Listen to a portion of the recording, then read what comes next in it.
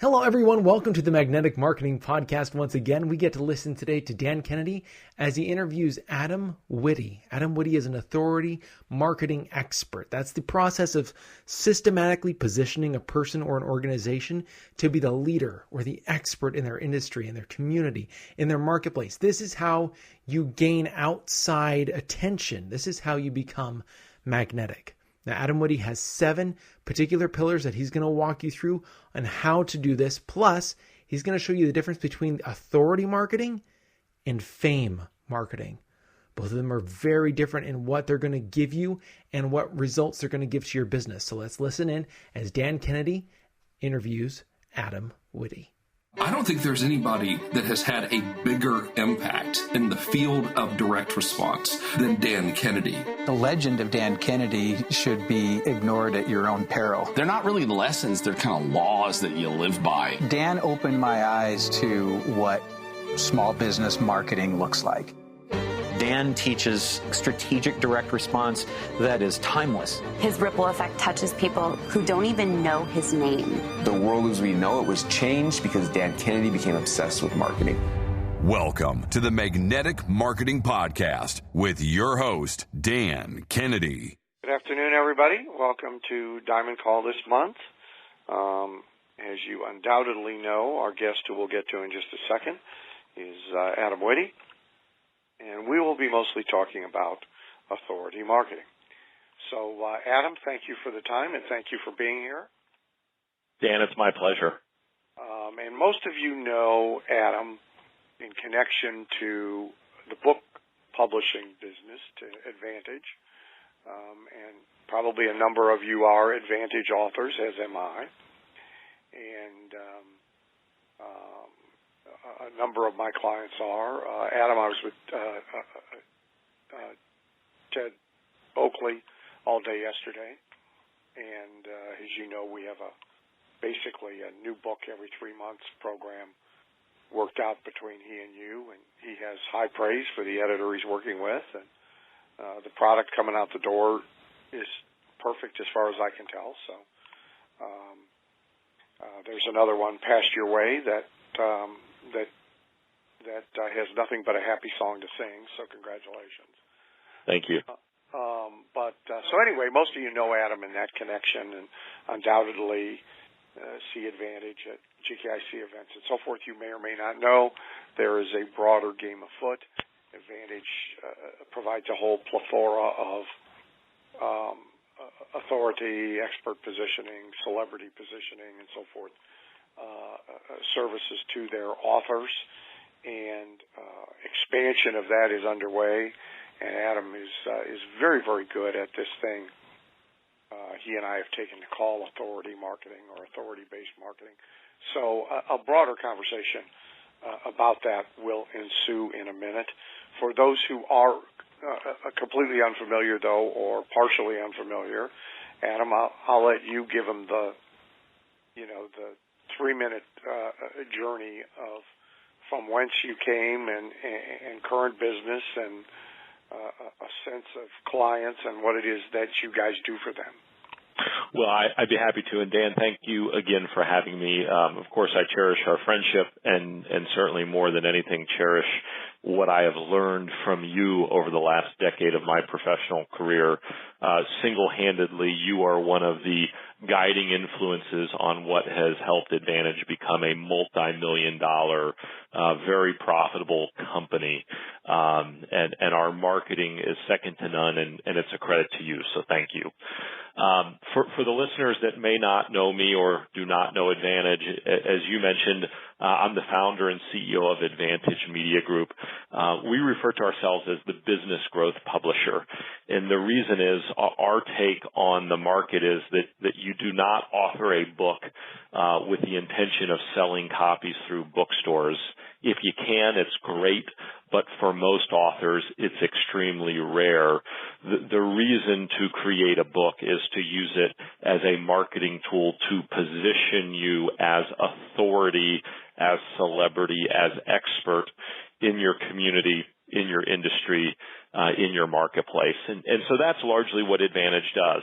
We've helped entrepreneurs, CEOs, and professionals from 40 U.S. states, 13 countries around the globe create books. The Advantage family has 750 authors in it, and we're helping those entrepreneurs use the book as a platform for a bigger marketing purpose, which is what we're going to talk about today, authority marketing. A little bit about me. I started the company in 2005.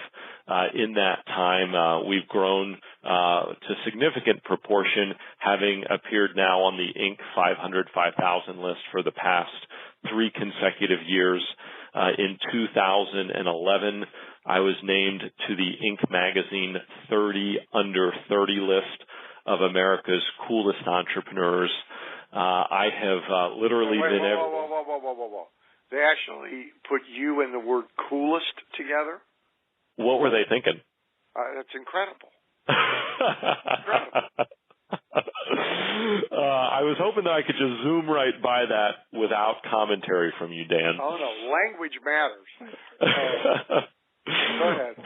But been literally anywhere and everywhere from a media perspective, USA Today, Investors Business Daily, Wall Street Journal. I've been a guest on ABC, on Fox, on CBS. I have authored 5 books of my own. My most recent book, one that you and I co-authored together, Dan, which is titled Book the Business, How to Make Big Money with Your Book Without Even Selling a Single Copy. I am also the founder and chairman of the Authority Marketing Institute, which is the place for information, teachings, and strategies on the topic of authority marketing. And so we'll talk more about all of that right now. So there's a quick overview. Live in Charleston, South Carolina. I'm the chairman of the Yes Carolina Board of Directors. We teach entrepreneurship to low-income kids in South Carolina. I'm also on the board of directors for the Entrepreneurship Institute at my alma mater, Clemson University, as well as the College of Charleston. Cool. The one thing, and I actually have never asked you this, and it's visible, but you would keep count, and I think it sort of speaks to the importance of all this, of the Advantage authors who've done a book. What percentage of them, or how many of them, have come back and done at least another book? Great question. It's about 28%. So a little less than 1/3. Yeah. And there are some who are doing 3 and 4 and, have continuous programs like TED and so forth. And I think what that high number speaks to is the efficacy of the tool in and of itself, and more importantly, those nearly 1 in 3 are probably the smarter about using the tool within the context of a complete approach. So let's just start definitionally, and then we'll sort of talk about the whys, why do it. But when you talk about authority marketing, and really when I talk about it, I mean, what do you mean by it? So technical definition of authority marketing is this: the strategic process of systematically positioning a person or organization as the leader and expert in their industry, community, or marketplace to command outsized influence over all competitors. That is the technical definition. The layman's definition is following a formula to position yourself or business as the authority, as the celebrity, as the credible expert, literally to make you or your business the go-to place that everybody in the market sees first which literally creates a magnet position where people are coming to you versus you having to go and fetch them. Yeah, and that's and sea changes can occur, when that happens. Generally, when you look at certain industries, for probably at least the first decade of existence, the chiropractor was viewed as a fringe, freakish thing. The place you went for any and all health care was the family doctor who was an MD. The AMA, of course, did everything they could to kill the entire profession, et cetera, et cetera, et cetera. And, today that profession status is very, very different. And for large numbers of people, they view it as the first place to go, not the last place to go or the least place to go. I have a client right now that Pharmacy Development Services, they're the largest developer of independent and community pharmacies. And, one of the things they've been very successful at doing is making the pharmacist and the independent community pharmacy an authority, a leader in healthcare rather than a third citizen, a fourth citizen, a fifth citizen. And it's important for them not be the place that they just take the script from the doctor to pick up their pills, but to go there for expert advice, and in many cases to go there instead of or in advance of the doc. And you see the efficacy of that business's movement in this direction in that many of the drug ads you see on TV not all that long ago always said, ask your doctor about. They now say, ask your doctor or your pharmacist about. So these shifts come to entire industries, often slowly and over time. And at the end of the day, it's all about positioning. It's positioning you or your company in the mind of the consumer. In this case, the mind of the prospect. And if you are able to position yourself, and it's a strategic, systematic process, but if you are able to position yourself as the expert, then people just naturally come to you. If you don't go through the process of positioning yourself as expert, you're a commodity, and there's a lot of people that probably do what you do or what your business does. And the first question the prospect says is, number one, how much does it cost? And number two, how are you different than company X, company Y, or company Z? Yeah, and often if the questions are in the order you just asked them, you've already lost. Exactly. I'm as concerned. So, when we call it authority marketing, we almost leave out half of the benefit picture. I'm personally as concerned, and when I do work for my clients, I'm as concerned with what happens after attraction and acquisition as well as attraction and acquisition. So I think this is pretty important in attracting people to you and having them come to you,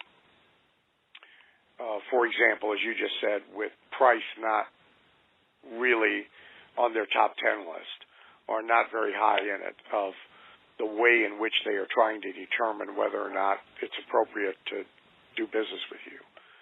But sort of the other side of the coin is now what happens after we get them.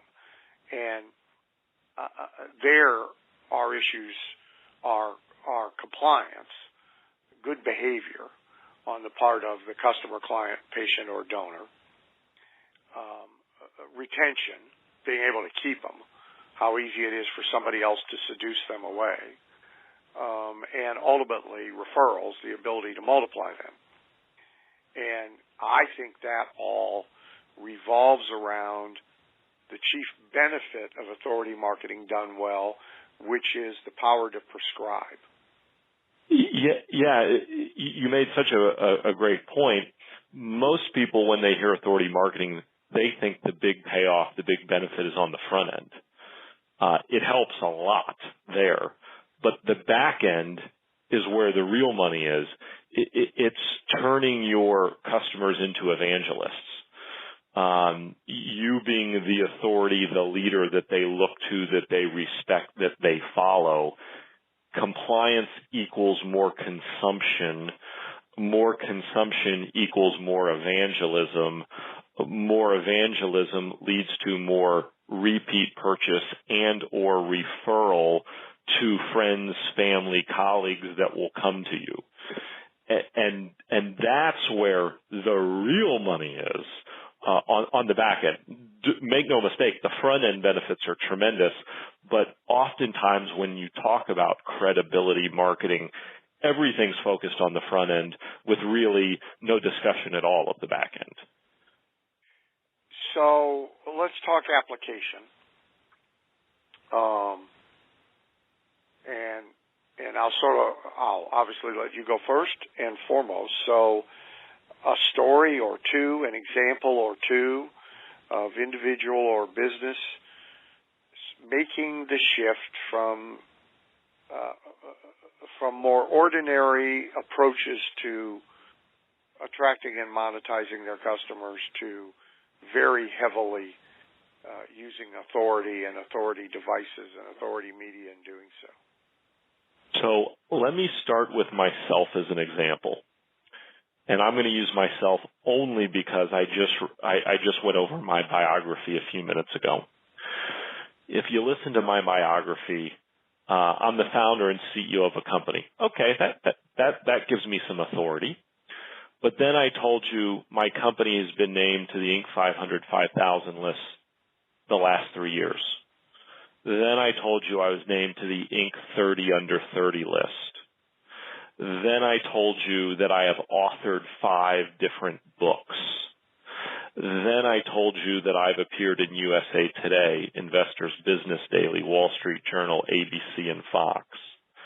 Then I told you that I am the chairman of the board of directors of a nonprofit. And I told you I'm on the board at 2 universities. So when you look at all of those things, each individually drives authority, but collectively when you put them all together, it drives major authority. And after I shared that professional biography with you, I suspect that those listening to us said, wow, this guy knows his stuff. I should probably pay attention. That's what it's all about. So I use myself as first an example. But and let by me. The way, you could take that whole thing and overlay it over chiropractor in Charleston, over a interior decorator in Charleston, over a auto repair guy you could overlay it over just about anybody. They could create all of that for themselves or variations of it for themselves. They clearly can do the book piece of it for themselves, and be in the same position with their prospective clientele. So before I give an example, I want to share what I call the pillars of authority marketing. These are really the building blocks that help make you an authority. And the bio that we just went over of mine, you'll see exactly where these building blocks fall into place. There are 7 pillars of authority marketing. The first is branding and omnipresence. The second is content marketing, continually disseminating content, whether it be articles, blog posts, white papers, books, newsletters, magazines. The third pillar is PR and media. So being a respected source for information. You're the person that people go to when they want commentary on breaking news or events. You heard that in my biography. I've been featured on Fox, in USA Today, Investors Business Daily, Wall Street Journal. Speaking is another pillar of authority marketing, whether it be on your stage or someone else's stage. The only people that are invited to speak to address audiences are clearly people that know what they're talking about. The last three pillars of authority marketing are events, largely events that you put on yourself, but this is in person as well as online, webinars, teleseminars, podcasts as well. And then the final two pieces, lead generation, because truly, if you are an authority, your ability to generate leads is much easier than competitors. And then lastly, referral marketing is that seventh pillar. So these are the 7 building blocks. Not all of them are necessary. Depending on the business you're in, depending on the goals that you have for yourself or your business, you may only need some of those 7 pillars, but those are really the essential building blocks to positioning yourself or your business as the thought leader, as the authority. Okay. So now to examples. Okay. So let's start with some examples of people that everybody probably knows. One of my favorite is Susie Orman. Susie Orman is a name that most people know, but 10 years ago, she was a financial advisor in her local community. By the way, there's about 160,000 financial advisors in America. So she was one of 160,000. She was a commodity. She differentiated herself by first writing a book and then very aggressively promoting that book. And the aggressiveness for most is simply hard work. I mean, it's doing smart things, but it's really putting in the muscle to keep pushing something. She pushed her book. She got the eyes of a few television producers. She was invited as a guest on a CNBC program, did pretty well on the show, helped fit a demographic need of a female giving financial advice, because up until this point it had largely been males.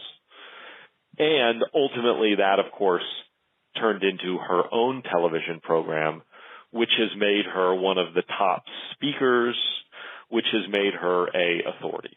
Okay, so that's a famous example that everybody knows. Well, and so here's context that's really important. And I don't put that frame around it enough. So when people look at anybody like this, they really ought to look at the bottom of the pyramid they rose up, how broad and big it is. That's right. 1 in 160,000. And then now probably maybe 1 of 50 at best. Right. Who are household names, brands, perceived as authority figures in their category. That's a big, big climb. Your point, a lot of it is pushing, but you do need to know how to push and where to push, which is where your work and essentially mine comes in. But that frame of reference, most people look at the authority / celebrity that now, as you say, everybody knows, and they don't really think about not only where they came from, but how many they had to separate themselves from in order to be there. And that's really significant. It would be easy to say, give me an example of someone like me, and I'm about to. But your point, Dan, is look, 10 years ago, she was like everybody on this call. She was a financial advisor in her local community. She was seen as a commodity just like every other financial advisor, and she specifically used a process and a system to build herself up and essentially pull herself out of that commodity position. She started with a book, which is content marketing. I lovingly say as a publisher, the first 6 letters of authority spell author. But she then took that position of authority as author and turned that into media. And the media was so successful that has then opened up the spigots for speaking and so forth. So there's very much a step ladder approach that she took, where one step simply led to the next.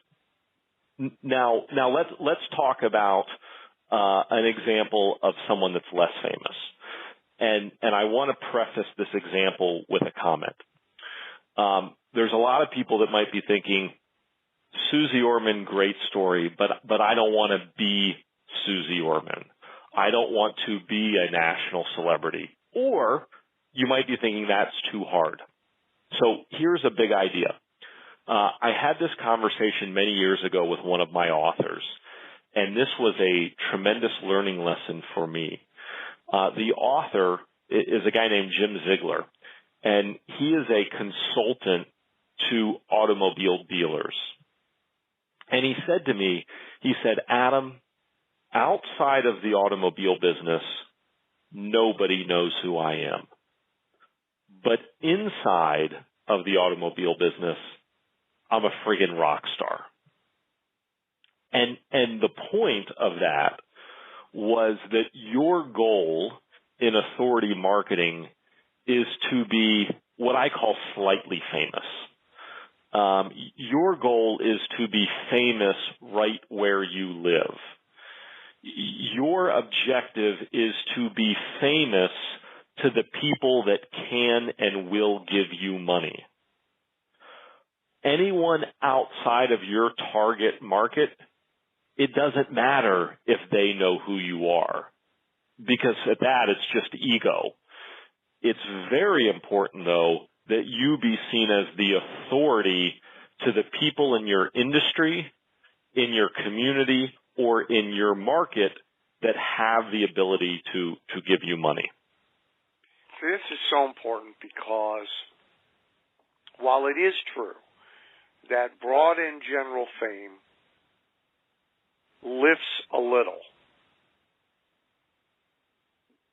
brought into a small target market or audience, the lift from that usually is nowhere near the effort and expense required to get it.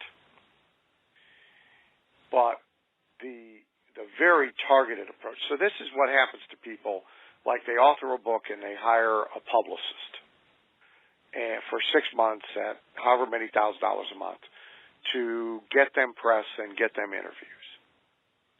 And it's very hard to keep that publicist from quantity, not quality.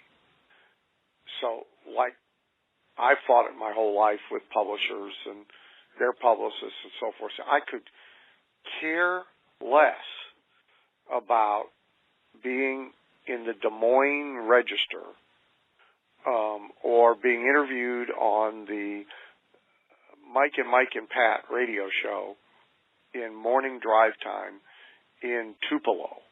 The payoff, the needles in that haystack are next to nothing. I know exactly where I want to be. Like Success Magazine, that's where I want to be.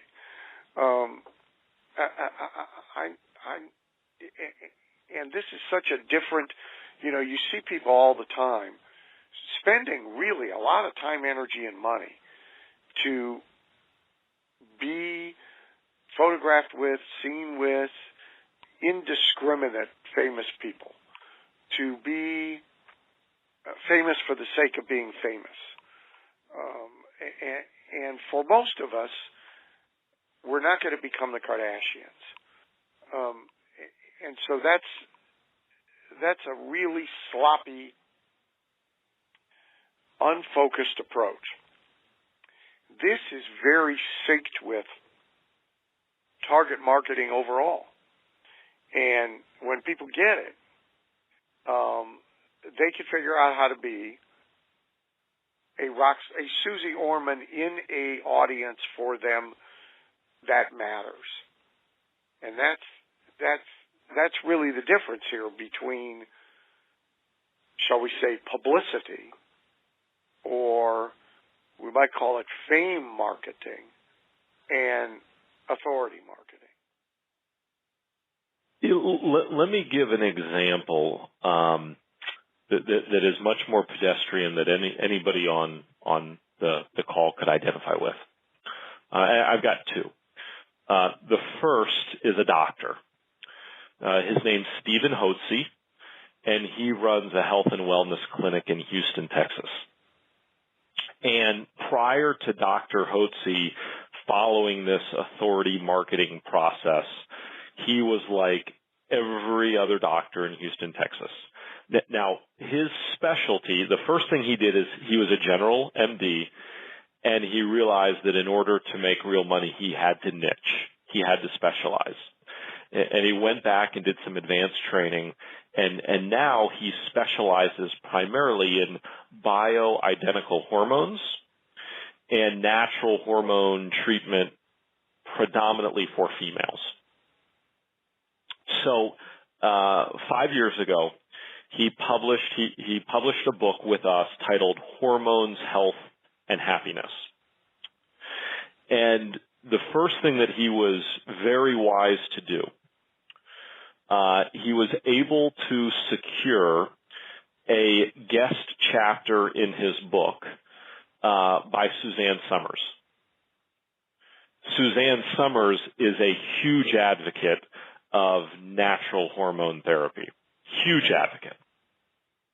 And so he was able to rub off of her fame by featuring her in his book. And because of that, she talked about and promoted his book to her audience. Hope everybody gets this, because this is a really useful strategy, local or national. And make no mistake, this was all very much by design. It wasn't a random occurrence. Suzanne Somers promotes the book to her people, who are primarily women.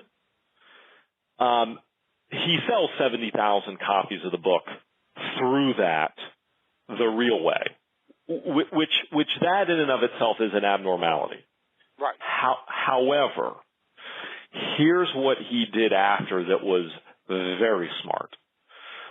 The first thing he did was he bought his own weekly radio show in Houston.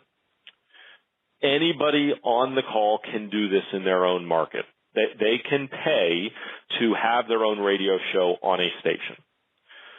So he started doing a weekly radio show, author of Hormones, Health, and Happiness. That was a big thing of now he had his own media. He had his own book. He had his own radio show. The next thing he did is he got a publicist. But he said to the publicist, we're only focusing on Houston. I don't want you spending a second outside of Houston.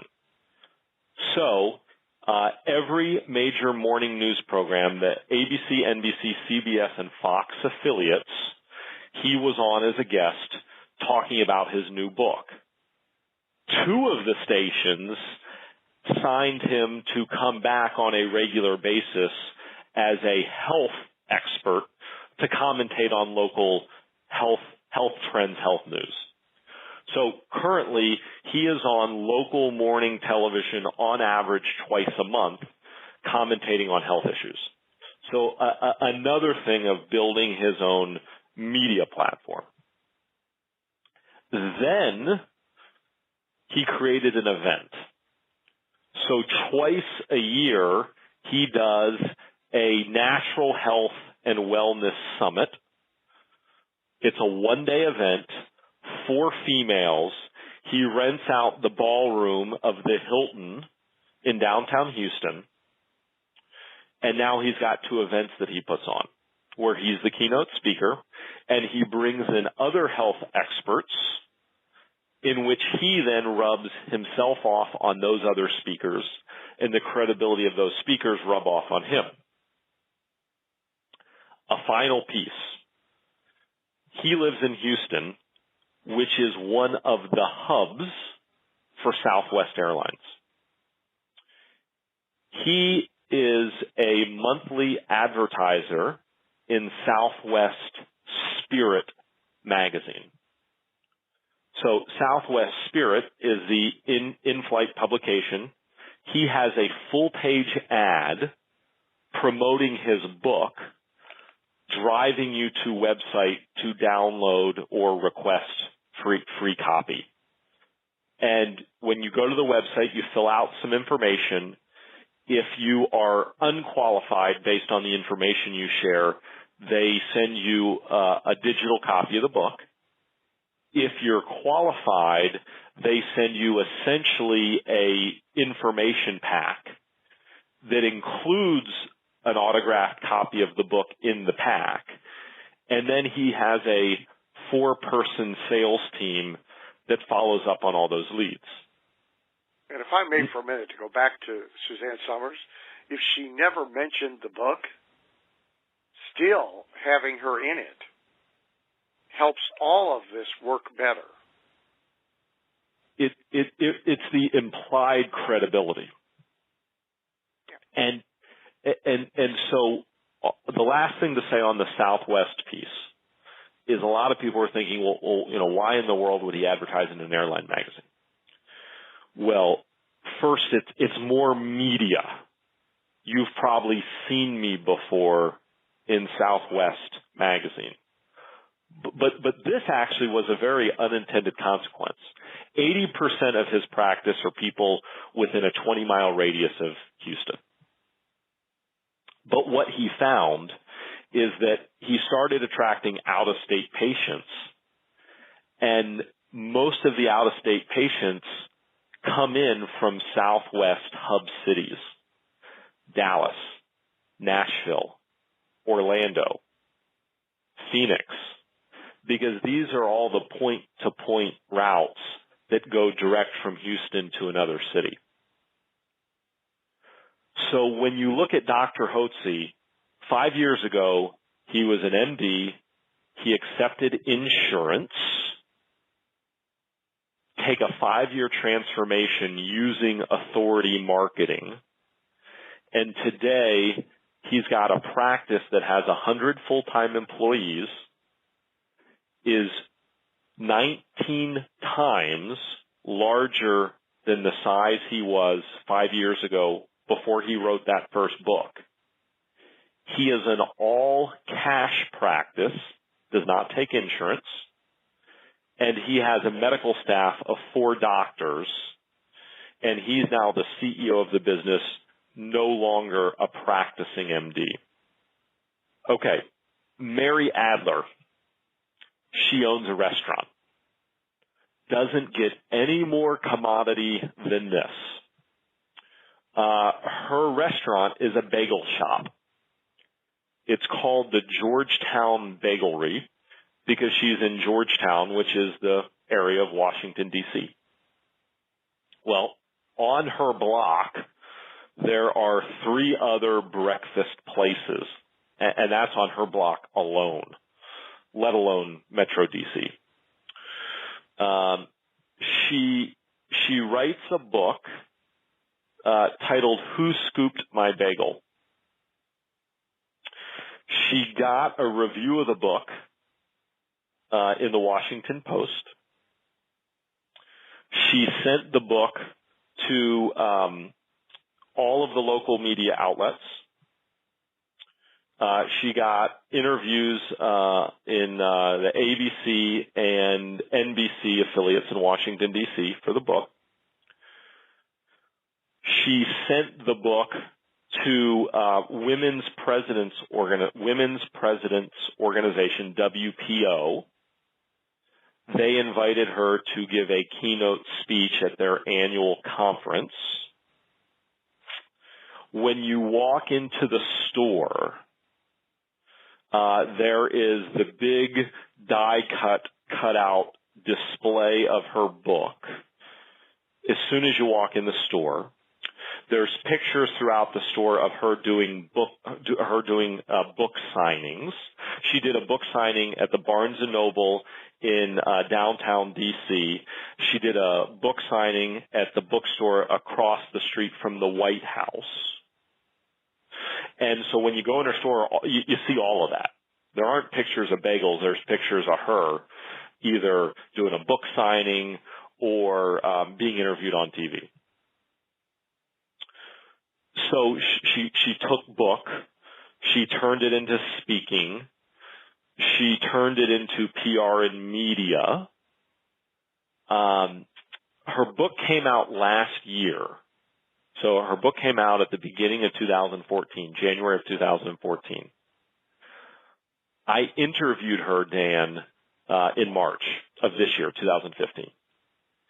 And she said in her retail bagel store, she experienced an 8.9% bump in sales growth year over year without changing anything. Meaning, you mean 8% or 8x? No, 8%. Okay. Which to listeners doesn't seem like a big deal. Well. But in the restaurant business, it's a really big deal. 8% bump in her same store sales without doing anything except for the book. She's now referred to as the Bagel Lady in Washington, D.C., so she's developed a nickname. And every Saturday, she comes to the store to handbag the bagels for customers and sign books. And every Saturday morning, they open at 7 a.m. There's a line of anywhere from 20 to 50 people in line before the doors open at 7 a.m. every Saturday morning because she is there. She handbags your bagels that you order, and she'll sign a copy of her book. There were several strategies in this call that are really significant and important that people should be able to pick up on and use. And so thanks for a high content call. Thank you, Dan. All right, Adam. Bye-bye. Thank you for listening to the Magnetic Marketing Podcast with Dan Kennedy. If you love hearing in on these lost Dan Kennedy talks and speeches and calls, then please let someone else know about this podcast. That's how you can help it to grow. And the more it grows, the more free Dan Kennedy we can bring to you. Also, Dan would love to give you the most incredible free gift ever, designed to help you make maximum money in minimum time. Now, this free gift comes with almost $20,000 in pure money-making information for free just for saying maybe. You can get this gift from Dan right now at nobsletter.com. Not only will you get the $20,000 gift, you're also going to get a subscription to 2 marketing newsletters that will be hand-delivered by the mailman to your mailbox each and every month. One from Dan Kennedy and one from me, Russell Brunson. To get this gift and your subscription, go to nobsletter.com right now.